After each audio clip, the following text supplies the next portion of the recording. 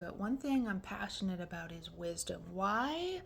Because the world itself was founded on wisdom. Every tree you see, the darkness and the light, everything is in a perfect order that submits to its creator.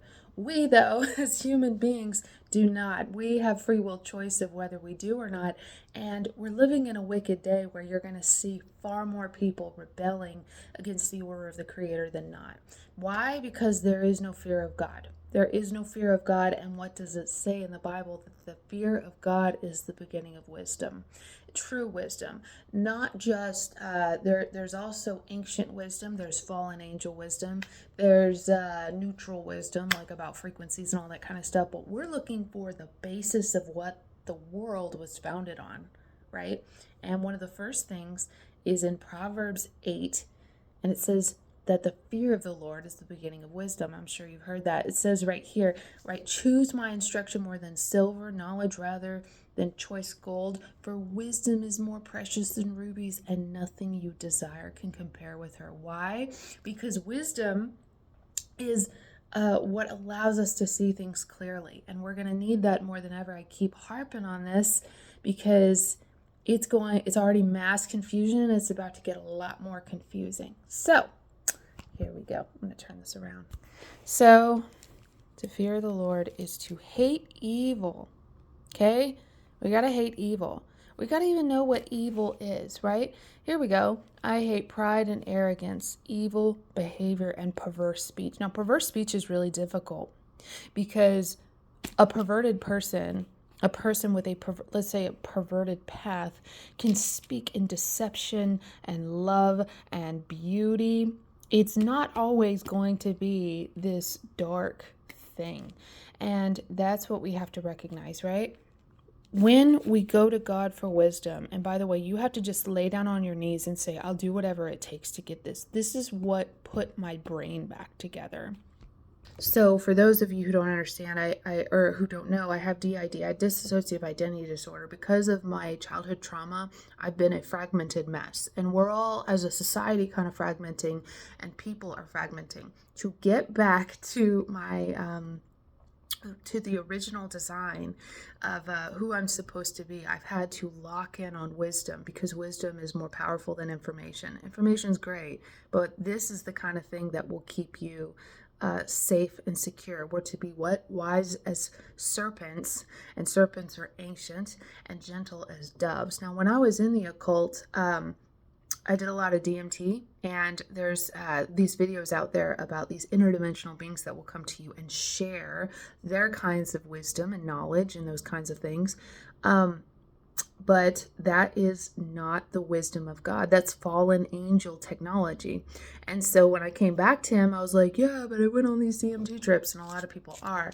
That's when God challenged me with Job. You remember, like, the about Job, when he was being tested by God and everything? Well, the interesting thing, I'm trying to find Job right now. The interesting thing about Job is that towards the end, right before God blessed him and he had been a righteous man, here we go, God came to him. And it was this that really made me realize that we have a creator that establishes an order that no amount of divine revelation from a DMT trip is going to be able to replicate. So here we go. As we start from, I think it's, from 38, this is the final time that the Lord speaks to him, right? But what's so crazy about it is, let's see, he talks about, look at that. For instance, can you bind the beautiful Pleiades? Can you loose the cords of Orion? Can you bring forth the constellations of its seasons?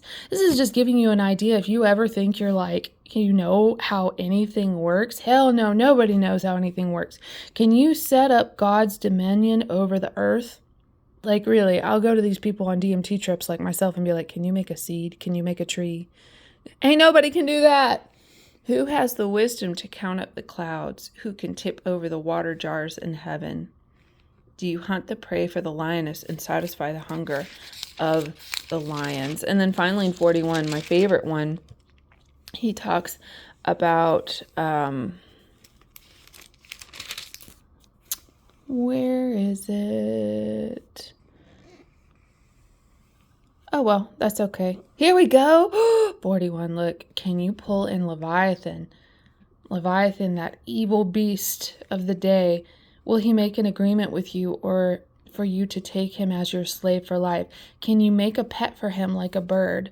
So Leviathan was like this crazy monster creature. I personally believe this is a spirit, and that is one nasty spirit, that Leviathan, but he's the only one who can tame it.